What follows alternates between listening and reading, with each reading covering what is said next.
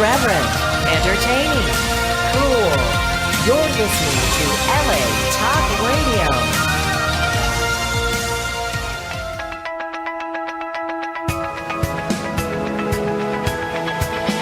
You're listening to Peace Fund Radio with Ethan Dettenmaier and Adrian Paul, right here on LA Talk Radio.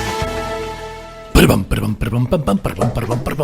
like to get this energy first thing in the morning. What do you think, Ethan? Is that a good thing to do when you're on a radio show? Imitating the Lone Ranger, because that was totally politically correct. Was that what it was? Oh yeah, it was. It's when I was a kid. I think it didn't exploit Native Americans at all. It's right.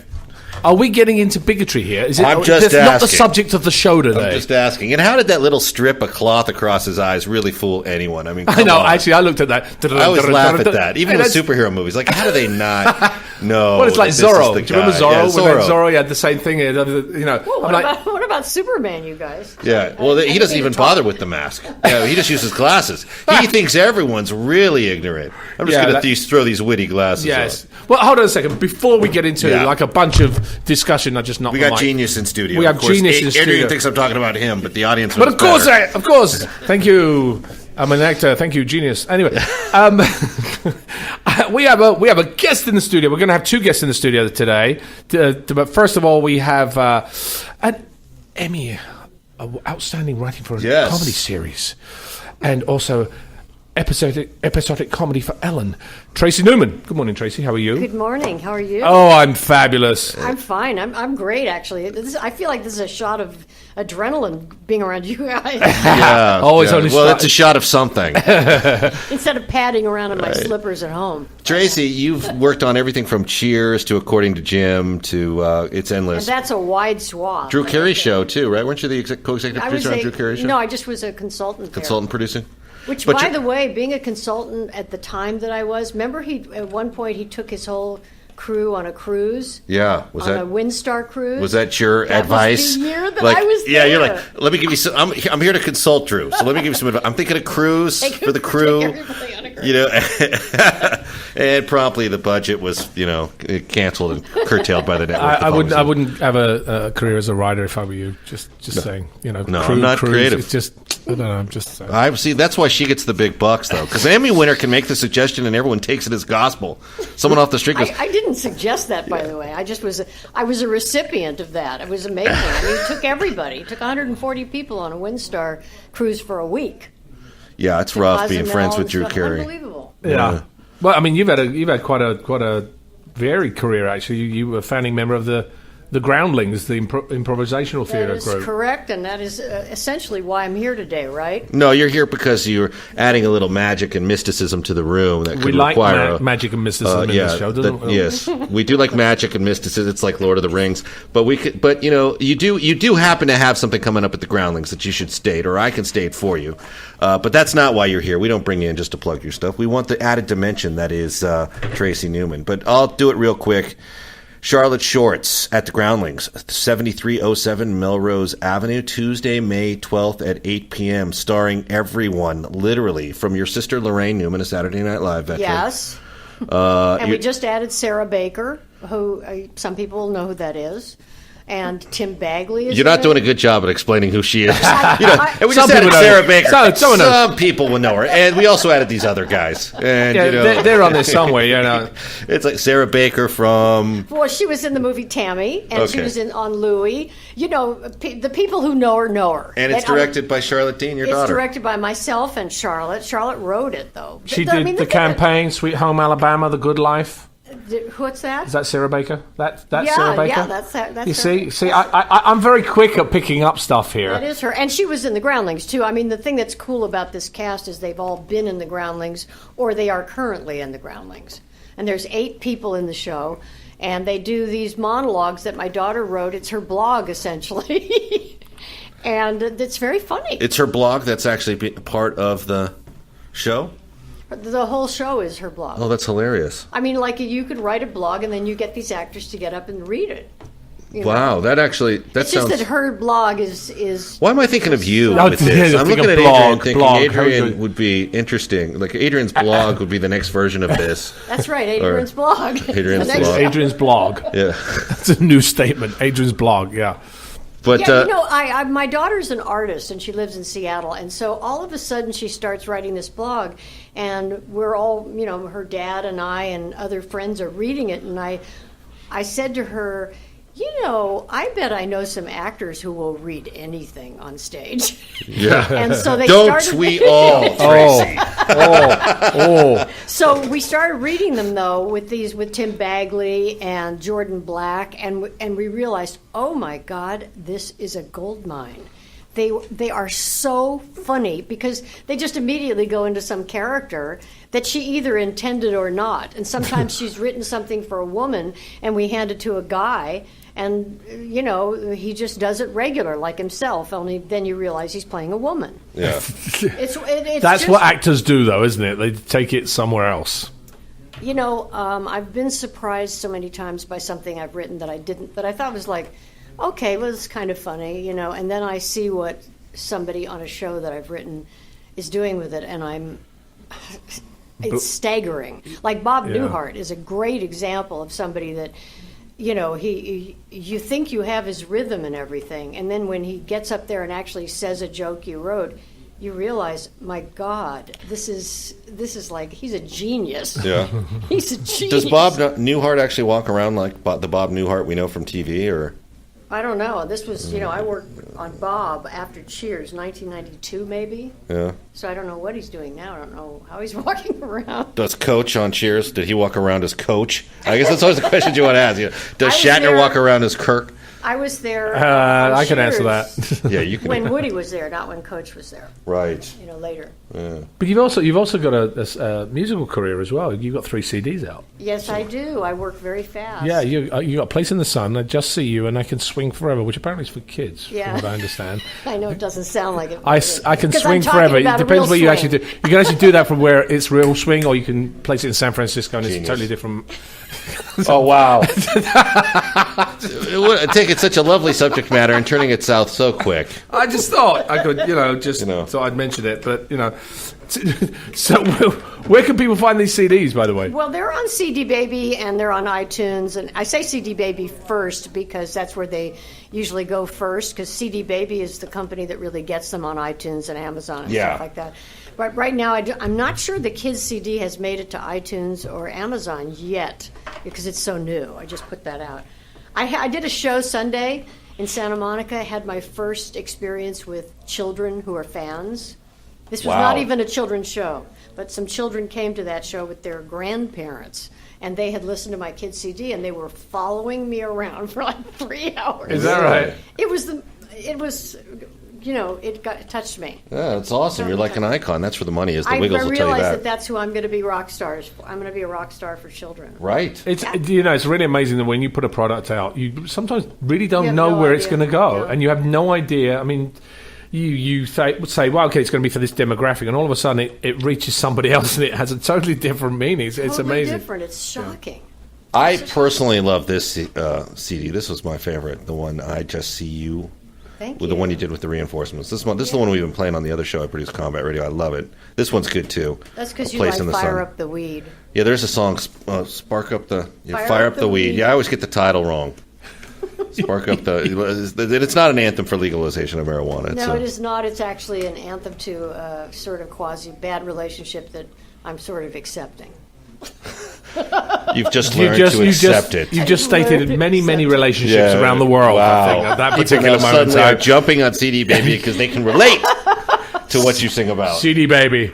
Well, listen, I just want to get us back onto focus right now. I want to give a little bit of news update right now. We've got a powerful earthquake that struck northwest of Kathmandu on Saturday. Terrible. That has left more than 3,000 confirmed dead, and the number of reported casualties continues to increase. Survivors have been terrorized by more than 60 aftershocks felt as far away as India and Bangladesh. This crisis leaves children particularly vulnerable. Limited access to safe water and sanitation will put kids at greater risk from waterborne diseases, while some children may have become separated from their families. And we know this very well from when we went into the tsunami in 2002. It has a devastating after effect, like the aftershocks do. An estimated 2.8 million children have been affected, including about 940,000 of them who require immediate aid. And the risk of waterborne disease is increasing because of the limited access to safe water and sanitation. The majority of the population is staying outside despite the cold and rain because of the aftershocks and structural damage to buildings. So we really need to sort of support the people that are actually going out there to do stuff. Do you have a list of appropriate charities that can funnel money? Yeah, I always give to the Red Cross, and I never know anymore. Well, that's part of the right. Well, you see, that's really interesting. That's part of what the Peace Fund is actually trying to do. Is to a lot of you'll hear later on. We have John Beerley coming in. John is our informational expert in a sense, but he also finds us our heroes of the week. And our heroes of the week are young kids dealing with, and we find out what they do, how they do it, where they do it. So we're informing everybody out there as to what charities are out there during times of crisis. So eventually on our site, and our new site that we'll be putting out, we'll have charities that do things in different zones of the US and the world. So, it is very hard, but, you give money to somebody, and one of the issues a lot of charities have is the fact that they receive donations and you kind of get where it's gone, but you're not really specific. You're not, you don't see exactly what the money's done. I mean, we recently raised money for wells in Africa, and we have videos on our site now showing how that money was spent, the wells, the people, the stuff. And that, to me, is what people want to know. Oh, that's what I did. That's what I want to know. That's what you want to know. Yeah. But sometimes when you deal with somebody that has a very large organization, it's a huge scope. So I can understand why it's not done, but it should be done with better efficiency, I would say, to show people, what their where their money's being spent. Now, we've been in this for 3 weeks, 3 weeks? I can't remember if it's now, but regarding education with kids. And I want to recap some of the facts that we had regarding education, because, we talk about education in the United States, and we think we're not a third world country, we're one of the most developed countries in the world. Yet, among 34 developed countries, the United States is ranked 27th in math and 20th in science. In 1970, the United States produced 30% of the world's college graduates, and today it produces only 15%. In the US, 14% of new teachers resign by the end of the first year, 33% leave within the first 3 years, and almost 50% leave by their fifth year. These are facts that we've already sort of mentioned before, and I'll highlight a few more things regarding this, but there is something, last week we mentioned about Finland in a poll amongst listeners as having the top-ranked school system, right? So what can you learn from an educational system that has reforms of 40 years? Finland's school system has consistently come on top of the international rankings for education systems. So how do they do it? And this is something I'm kind of interested of finding out. How does Finland do it? Yeah, how do they go against the evaluation drive, centralized model that much of the Western world uses. Millions of American parents spend countless hours trying to figure out how to help their kids get better grades, better teachers, or better schools. They may want to take a look about what Finland is doing, which is considered to have one of the leading education systems in the world. Finnish students consistently score near the top in the program for the International Student Assessment, or it's called PISA, for reading, mathematics and science. In comparison, American students' combined performance in reading and mathematics and science places the United States at 21st among 34 countries. Finnish kids don't start school until they're 7 years old. Compared with other systems, they rarely take exams or do homework until they are well in their teens. The children are not measured at all for the first 6 years of their education. I'm thinking to myself, sitting and going, well, isn't that detrimental? No, it sounds great to me. I mean, I would have liked to have gone to school there. It's interesting because the fact is, I'm looking at that now for my daughter. My daughter's 5, so we're going.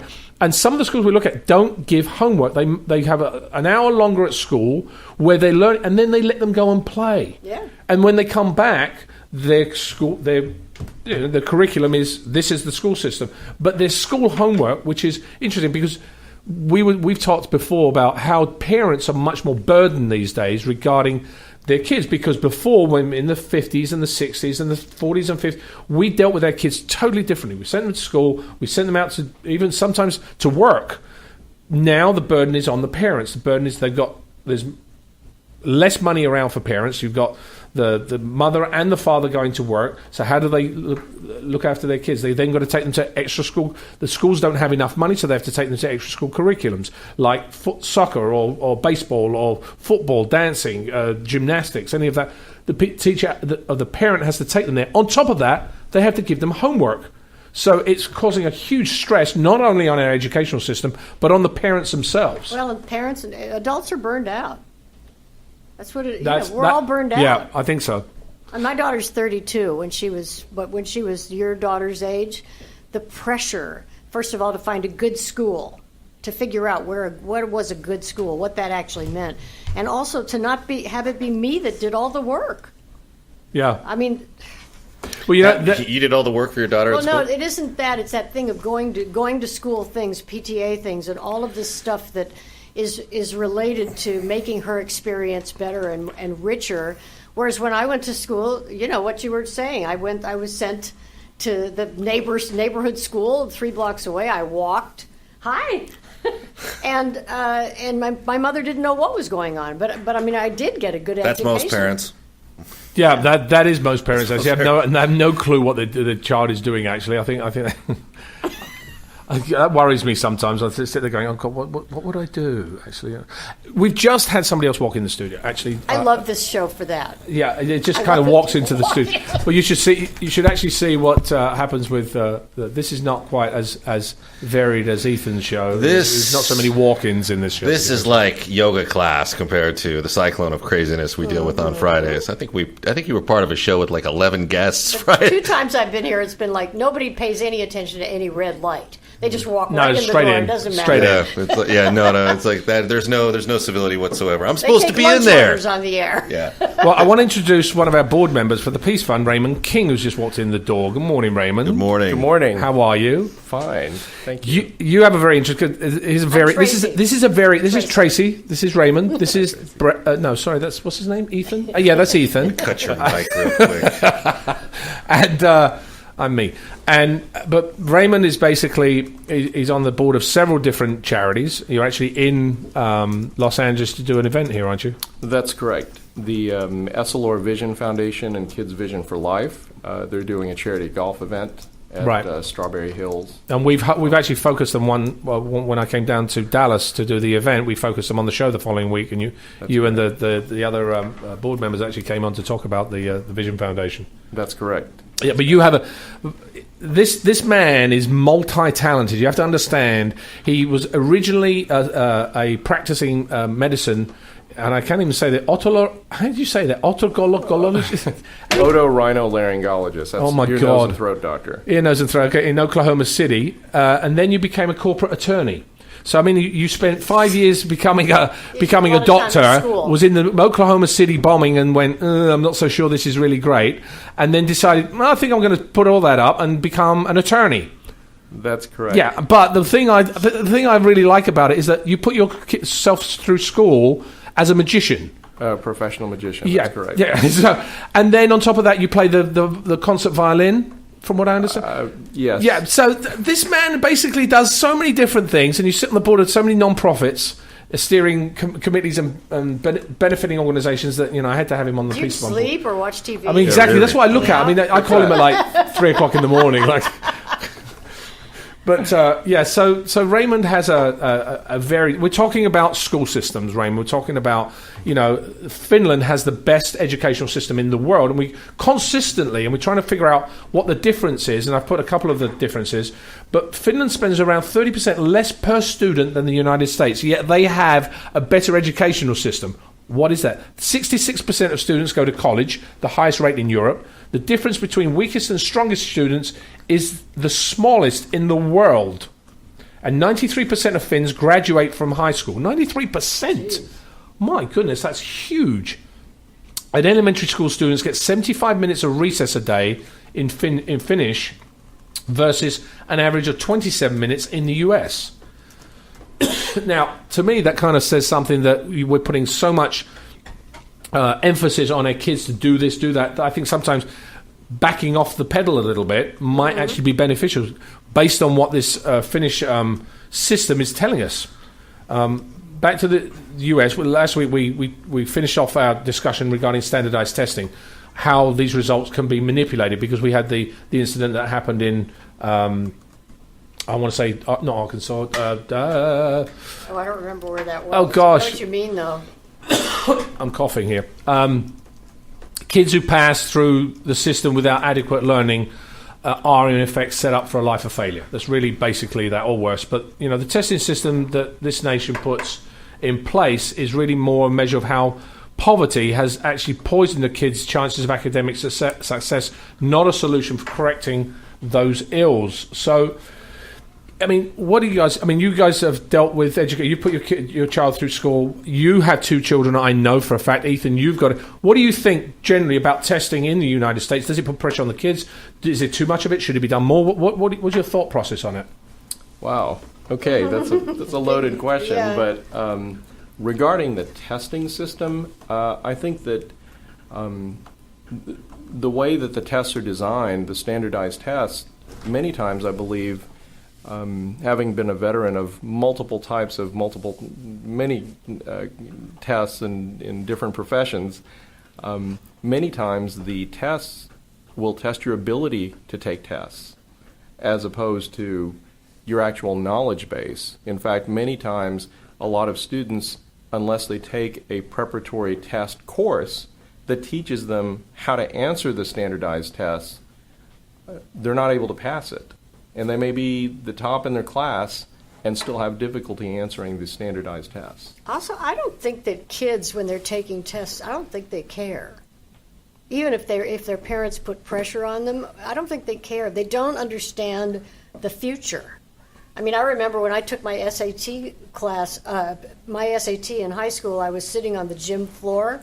That's where they gave it to us. And my back was hurting sitting on the floor. So I answered everything in B column. So that was my SAT score. I didn't care. I think that's very common. What about you, Ethan? What's your thought process on it?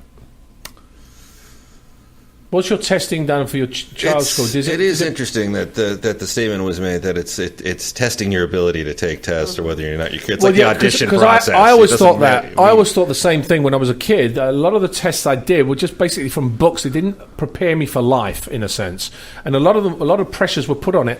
And not put on me, they were put on the teachers to succeed. And this is the issue we had in Atlanta. That's what it was. It was Atlanta. The teachers were... Right, that weird kind of cheating that was happening. Exactly. That somehow was advancing the students in a weird way, in a good way as well, but the problem was that they were saying tests that actually failed passed the test. So what you're doing is you're saying, because they were put pressure on them by the institution to say your kids have to perform better.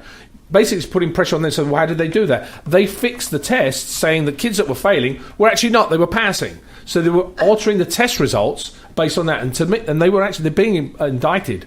11, I think it's 11 teachers now being indicted for ranges of 20 years. And we had that huge discussion last week regarding 20 years in jail. I think that's ridiculous. Well, I mean, it's again, it's going to cause a furor of. How did you say furor? Furor. Depends on what they should,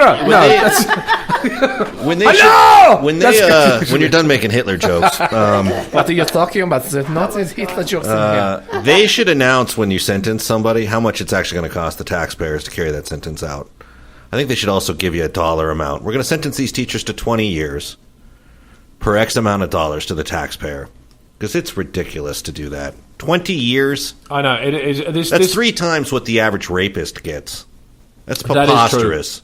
Is there an average rapist? The average they say the average rapist gets 7 years, and barring circumstances. Well, this is the issue. Sometimes it's very much like the teachers or also doctors. Are they getting? I mean, this is here you have. We're talking about a slightly different topic, but with the medical profession here in the United States, it's all about money. It's not about healing. Whereas in a lot of other countries, you're actually dealing with the government helps you when you're ill. You pay your taxes, and that's it. And I know you're dealing with something right now. I don't know if we want to talk about it, but the fact you've been through the medical profession, talking about how it's not about the quality of the patient. Care, yeah. It's about how do we make money on this process, and you go through this process. Here's some pills, go through, and you feel like a piece of meat. And I think the schooling system is a little bit the same. I mean, do you know where public schools were first founded? In Massachusetts. It was actually 150 years ago. It was based on and then after the next 66 years, it happened in every single state. They created a public school where you had 28 kids, roughly about the same age, taught by one teacher. And that's where it started. But, where do you fund these things? Originally, I think it was funded by the government. Same type of thing, but... So if I can bring just a little other perspective here, one of the charities that I'm involved in is the Essilor Vision Foundation and Kids Vision for Life. What's it called? Essilor. Essilor, Essilor. Essilor. They're one of the largest lens manufacturers on the planet Earth. So basically, one of the factors that a government unit looks at when they estimate how large a prison is going to be in any given community in 10 years, okay? If I was going to plan out how big the prison needs to be, one of the factors they look at are the visual acuity and reading scores of third graders in that community. Oh my God. Yeah, we've had that discussion. Yeah, we've had that. Actually. It's really frightening. And it's amazing because they found about 85% of inmates have vision acuity problems, 74% of juvenile delinquents have problems, and when we started this foundation about 7 years ago, we had a pilot study with a community in Texas. It was called the Everman School District. And what's interesting is this. Because we learned that even if a child goes through eye testing and their parents are told that their child can't see the board, they're not spending the money to buy them glasses. So what we have is we have a mobile vision unit that goes to the elementary school. The children come in. They're seen by an eye doctor. The lenses are made on site, and they leave seeing 20/20. And as of last fall, pays for it? Well, we have a lot of corporate sponsorship. The Essilor Corporation, Essilor of America, the Alcon Corporation. We also have Luxottica. We have a lot of the lens and frame manufacturers that support it. And we also have private donations and foundations that also give. But as of last fall, we have already given away 60,000 pairs of eyeglasses. Wow. Brilliant. And what we found, at least in the Everman School District, they had children, before we started the pilot program, about 60%, roughly around 60%, were going on to graduate high school. After 5 years... Of not being able to see in class. Right. After 5 years, their graduation rate was 100%. And what was interesting was it wasn't so much, it wasn't only the children that had visual acuity problems, but they found that the ones that were disruptive in class because they couldn't see the board, it actually increased the grade point average for everyone in the class. Sure. Right. And then it dawned on us that no matter how much you revamp the educational system, if the children can't see... Or hear. I mean, seeing or hearing...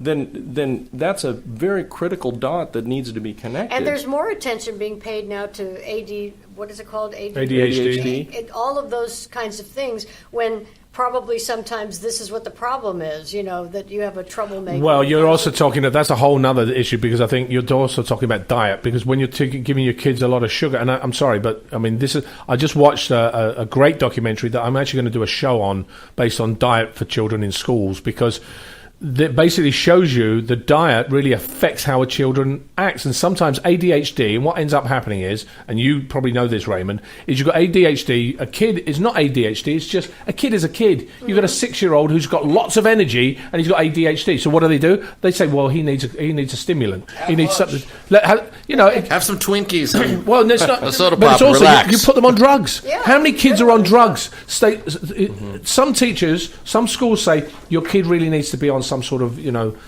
drug to calm him down a little bit. But it's a child. So it all reflects, you're talking about the vision, ADHD, all this reflects eventually putting these kids into prison or into a pool because they don't want to learn at that particular time, because we put a band-aid on the problem. There's so many problems. Well, when you look at it... True. It also, yes, but the interesting thing is there are so many problems, but the problems have been there for years. And the interesting thing is there are places and people like the Essilor and like other foundations that are now beginning to highlight those problems and point to them, and so that we can solve them. Things have to happen one at a time. I mean, it's got to be case by case, and that's what, with the population explosion. I mean, I feel like I'm saying the most obvious things in the world, but I don't know how you it's like you handle one person and then there's 50 or 60 standing in line that need help and you don't have the time. Yeah, but don't you? The money, but you have to. You have to start with one. You have to start with one because, like, as we're talking about problems, how it escalates and has a domino effect. The same thing happens when you help one person. That has a domino effect later on. So if you can't help 50, help one, because they will. We've had foundation people coming into here, different organizations that do a mentoring program. So they have children come in who help them with they've helped those kids. The kids then become ambassadors for them to spread the word. So it does have a knock-on effect. Yeah. I mean, we all say that. How can one person, make any difference in the world? I used to say that as a kid. I'm only one person. What am I going to do? Yeah, I think it's that I know I can make a difference, and then I get tired. I start to do something, and then I'm like, okay, I've done this now for 5 hours today. I'm tired. I hate when Gandhi said that. I mean, I always hated when Gandhi and Martin Luther King said that. I hate the fact that I get tired. Man, I've marched across this bridge all day. I'm tired. I get tired. Well, just before I bring John Beerley in, basically, this goes back to what we were talking about. How do you change it? Because when public schools were originally started back in Massachusetts, they were started because they actually were for. Let me just see my educational program here. It basically started for, where is it? I've lost it. Oh, I've lost it. Oh, dear. Oh no, here we go. They basically started. They were the back door of the school leading to the front door of a factory. So, in other words, you taught the kids here. That way, then you could actually put them in the factory because that's as much as they would learn. But basically, they were not placed in groups based on their abilities. It was just lumped into one basic thing. But today, kids learn at different paces. One is smarter. One has a different. Again, we're talking about ADHD. Site. You have to really be specific. So we have to change how we originally had this concept of a public school, much the same as to how we deal with testing. We have to change what our original concept was based on what that model originally was, based on what we do today. Because if we don't change, then nothing's going to change. No, nothing. So let me just bring John Beerley. Is John around?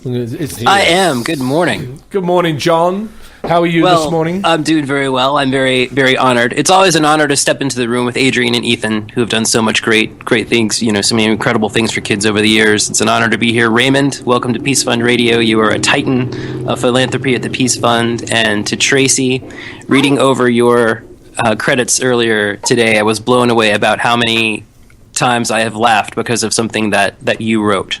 Well, thank you very much for that. John's a writer too, by the way. Just thought I am, and it's funny because the very first screenplay I ever wrote was for a sitcom I came up with for Bob Newhart. It never made it to Bob Newhart. I wrote a spec script for Bob Newhart like 10 years before I ever wrote for television, thinking I could write one of those. That's amazing. Well, we should compare notes sometime, and by compare notes, I mean I'll listen to what you say and be sad that I'll never be as brilliant. But we're actually possibly producing one of John's scripts, just so that you know. So there is that possibility. We're looking at that. Anyway, John, all right. Let's bring the hero of the week, because, again, as normally happens, we run out of time really quickly. I don't want to do that. Yes. Very quickly, I wanted to address something that Adrian and Tracy were talking about earlier in the show about how to know which charities are the right ones, especially when it comes to the Nepal earthquake. You can go to charitynavigator.org. And at the very top of their page, they have a banner for the earthquake. If you click on that banner, it will bring up a list of all of the charities that they have rated as either 4-star or 3-star charities. And you can click on each one of those and see exactly what kind of aid they provide. And more importantly, what percentage of donations received actually go to the cause. So charitynavigator.org, they have a special banner at the top of the page specifically for the Nepal earthquake. So everybody, if you're wondering what to do, go there, check it out. As for our hero of the week, one of my... I just thought I'd let you know, Tracy's writing that down right now. She's got a pen and paper. I was think impressed that I spelled everything. I think either Raymond's texting his next meeting, or he's actually writing it down too. Sorry, John, go ahead. Yes, no. Now for our hero of the week segment, in which we highlight a young person who has done something absolutely incredible for other young people.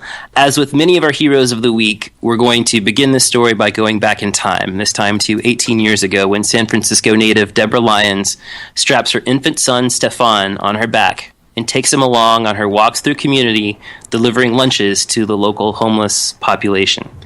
When Stefan was old enough to walk on his own, he'd fill his little red wagon with homemade cookies and canned goods and blankets, and tag along with his mom to help her deliver the items to San Francisco's homeless.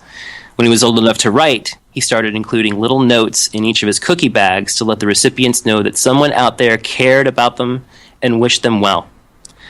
Deborah says that her son Stefan was always a compassionate kid. She says he would sit with the other kids who got bullied at school until they felt better.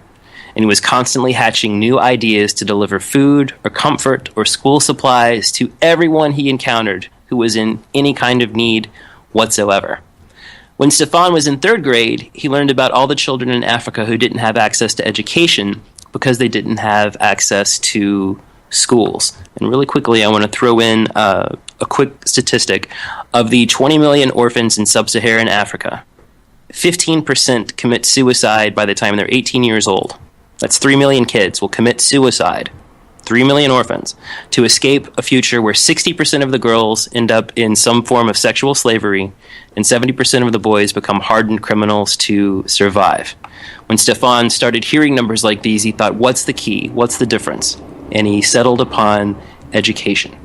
He decided that he would build schools for the kids who weren't able to go. He first raised $2,000 selling cookies. And he asked his mom, what can we do with this $2,000? So his mom gets on the phone, she makes phone calls, and she says, well, I can't do anything with $2,000, but if we can make it to $5,000, we can buy a cow shed in Kenya and convert it into a classroom. So Stefan wrote a book about his adventures with his pet rat.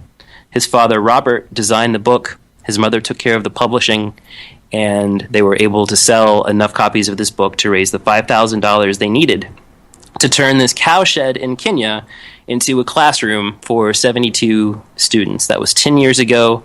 Stefan is 18 years old now, and in those 10 years, he has raised more than $120,000 to build and operate 3 schools in Kenya that currently have 1,000 children enrolled between them. And that's just this year. He's educated thousands of kids over the years with his efforts.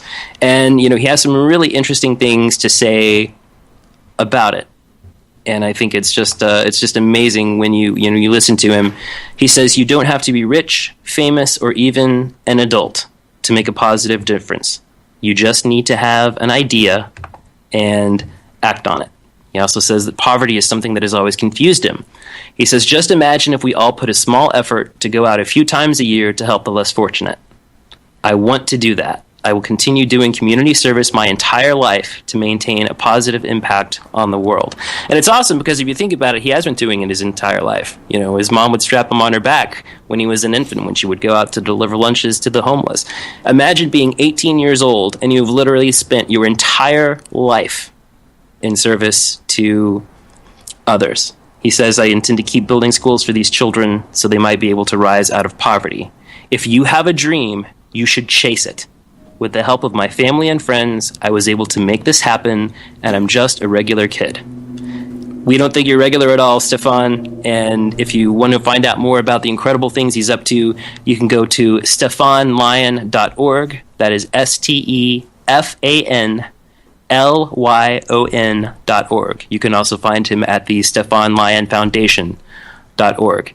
And it's one of these situations where it would take, as I said before about these heroes of the week, we would need a 4-hour show for me to list all of the incredible things that he's done. But if you go to his website, you can see photos of him interacting with the kids in Kenya at the schools that he has founded, that he's been able to visit, to let these kids know in person that there's someone who cares about you and wants to give you the opportunities and the tools that you need to carve out your own way and to make your own life. It's absolutely amazing. So, Stefan Lyon, you are our Peace Fund Radio hero of the week. Absolutely. What a great story. Yeah, it really is. Terrific. I truly believe every person on this planet will be able to do or say one thing that will make a difference. They'll have one statement. And I'm looking at something that Stefan said, which I think is very interesting. He said, my mom got me started doing community service when I was 5 years old. At first, it was just something I did to help others, but as time went on, I noticed significant differences in how people perceived the world around them. Some people are sheltered from the truth others refuse to accept it. Not simply ignorance, it's also that a large portion of the population refuse to recognize how privileged they are. How true that is from a young man. How old is he now? I mean, he was 9 He's when he started. 18. He's 18 now.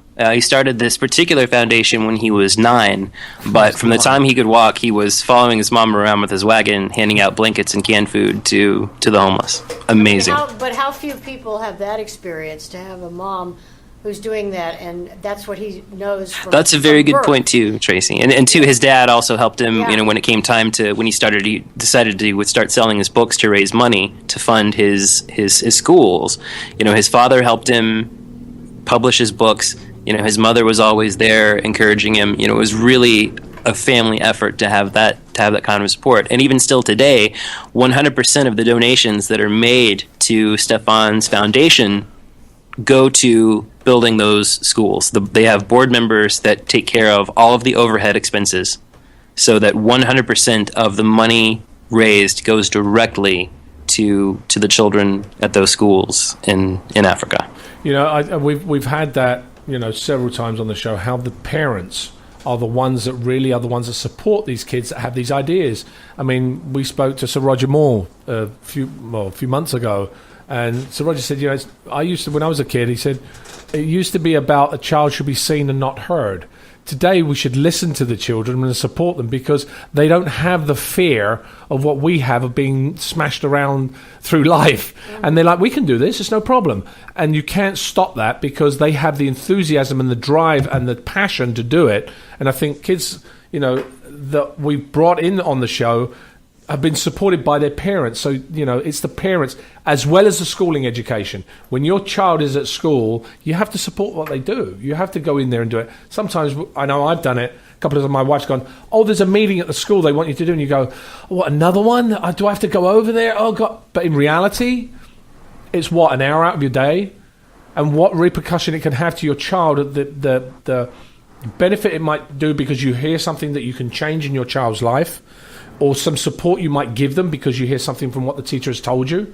So I think to support your kid for an hour, I know it's tedious. You go, oh God, I've got this business meeting and I've got to do this and I can't get off work. But to a degree, you really can. You really can do it. I mean, or get some way to fix that problem. We just don't want to because it's too much of a bother.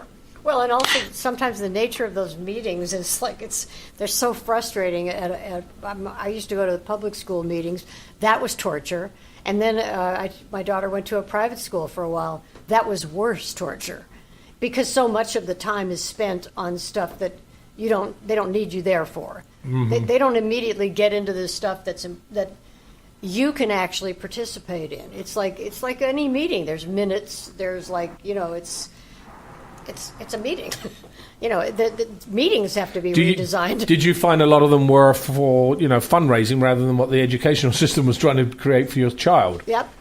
And I think that's one of the issues. I mean, obviously you've got the public school system as well as the private school system, because some private schools are extremely well funded, but even so private schools are extremely well funded, whereas some are not, and they constantly want the teachers, the parents, to raise money.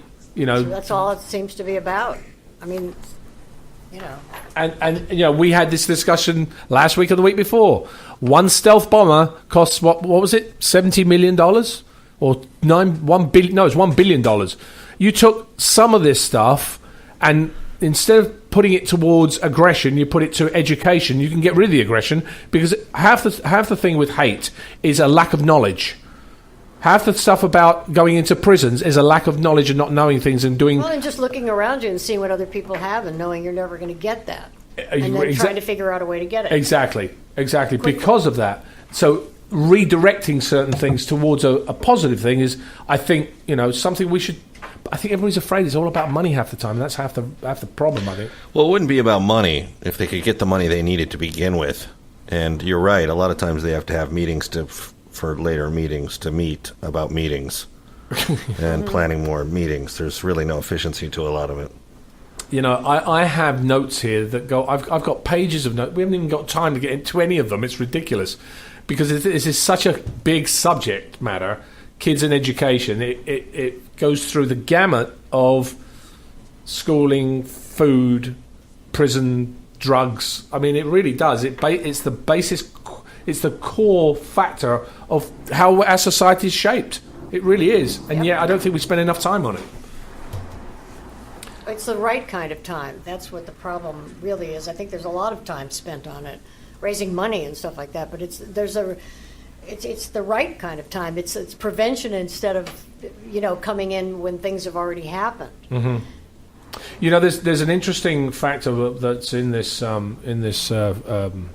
information I've got here, which there was a study done regarding children and their brain size, and if I can find it, it was because I've got all these. I've got like 15 pages of notes here. I'm impressed that you're able to do what you're doing. I mean, it's called. That like you're doing the what's that when you tap your head and you rub your belly? I just for the listeners out there who've never seen. What's your name? Adrian. Adrian. I was going to say Ethan, but that's Ethan. That's Ethan, and I know Ethan. That's okay. Okay, Adrian.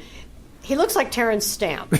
He's like a young Terrence Stamp. He's got a goatee, dark hair.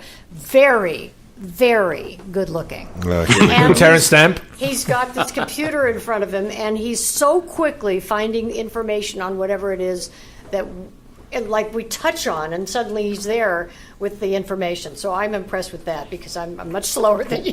While Adrian is looking that Talking up, about brain size. I just want to mention something. You were talking about how it seems overwhelming, all these problems that we have, and I mentor a number of young people, and when I ask them what it is that is their most some of the things that are most concerning to them. Many of them say, we feel like the problems of this world are so big, so overwhelming, that there's nothing that we can do.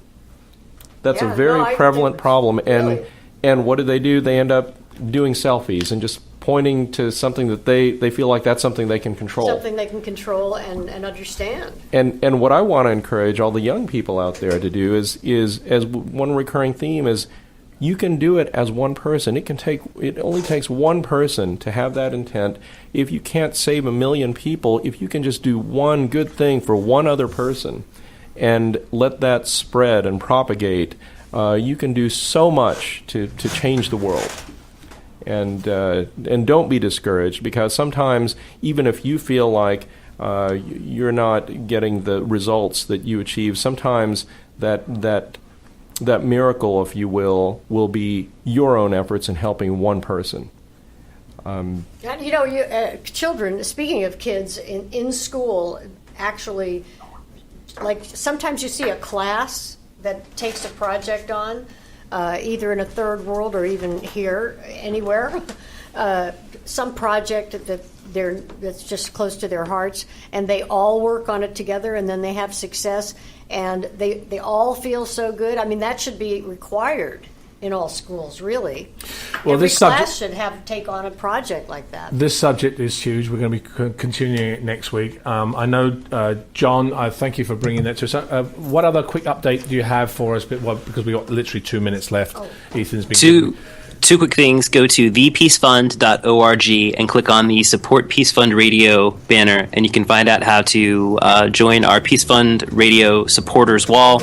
Donations of $250 or more, you can sponsor an episode of the show, and you'll get all the information of how to do that. Also, very quickly, we have a really cool new way to support the Peace Fund by texting. If you text the word Peace Fund, one word, to 88588, that's Peace Fund to 88588. You can make a donation to the Peace Fund, and from now through May 10th, for every $10 donation you make, you'll earn one entry to win a katana autographed by our very own Adrian Paul. So $20 will get you 2 entries, $50 will get you 5 entries. We'll have all of the information on our blog later today at blog.thepeacefund.org. Thank you, John. Thank you. Yeah, it's kind of a fun little thing. It'll go through that date because I'm also going to the Philadelphia Con on the 8th through the 10th, and we'll be also running it during there, so that we'll announce it at the con itself. Tracy, thank you for coming in this morning. It's so short. It's so short. It's gone so quickly. I can't believe I'm. But thank you so much for coming in. Hopefully, we can get you back in to talk about this. Thank you for inviting me. Raymund, again, thank you for popping in, and we'll talk about it afterwards. And Ethan, Thank you. But be sure to check out Charlotte Shorts on May 12th at the Groundlings. Thank you. And all of you out there, you can go to the Peace Fund to see some of the stuff that we're actually working on right now. We will have some of the other initiatives. There'll be new initiatives we're actually going to be looking at very shortly. And in closing, obviously there is the quote of the closing quote by William Arthur Ward this week. The mediocre teacher tells. The good teacher explains. The superior teacher demonstrates. The great teacher inspires. This is Adrian Paul and Ethan Dettenmaier. We'll see you next week.